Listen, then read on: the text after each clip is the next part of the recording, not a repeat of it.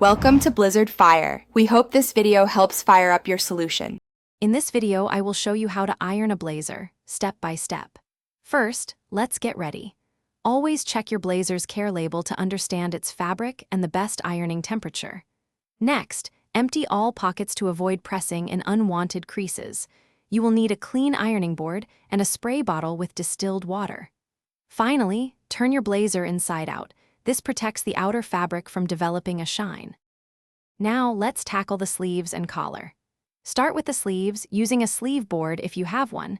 This helps achieve a crisp, smooth finish. Remember to avoid pressing a sharp crease down the middle of the sleeve. Next, move to the collar, ironing it from the underside first. Then, gently smooth out the lapels, pressing them flat against the blazer's front. Moving on to the main body and shoulders. Begin by ironing the back of the blazer, working from the bottom hem upwards. Always use a pressing cloth over the fabric. This is crucial for preventing scorching and that undesirable shiny look. For the shoulders, a tailor's ham is excellent for maintaining their natural shape.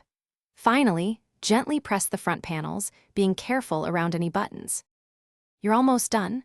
Once ironed, immediately hang your blazer on a sturdy, padded hanger to maintain its shape. It's important to let it cool completely for about 15 minutes before wearing or storing it.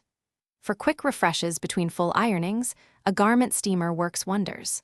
Finally, store your beautifully ironed blazer in a breathable garment bag to keep it pristine and dust-free. Thanks for watching. If you found this helpful, don't forget to like and subscribe.